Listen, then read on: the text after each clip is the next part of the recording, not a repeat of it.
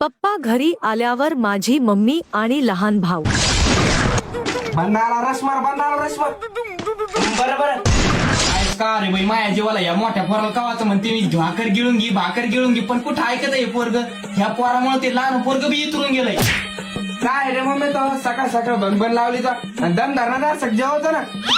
गवर दमदाराचा बरं भाऊ सांग बरं तूच बापाली होती तुला सांगते मग काय येतं आता.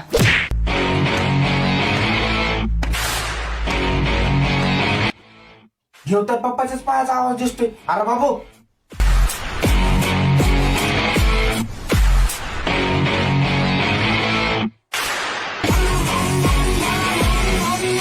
पप्पा तिकडे बघा तिकडे खंडू झाला.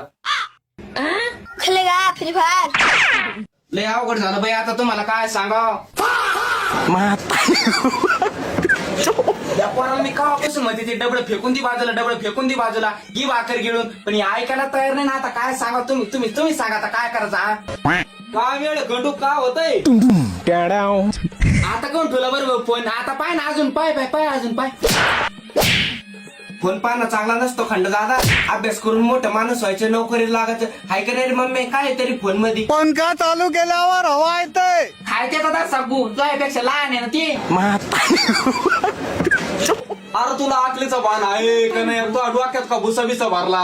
अरे तो म्हणणं का ओ पप्पा मी म्हणलं होतं खंडू दादाला मोबाईल बघा जाऊ नको चांगला नसतो अभ्यास करीत जाय. बघा मी कसा अभ्यास करतो. तूच सांग बरं बंडू बेटा काय करायचं त्याचं. तू म्हणशील ते करायचं आता ते का म्हणणं आहे तो सांग. असं आहे का तुम्ही काही ताण घेऊ नका पप्पा. आणि घे दारा आणि त्याचा फेराच फिरून टाका. चिका झिंका चिका झिकांका ह्याच्या तर मग ह्याच्या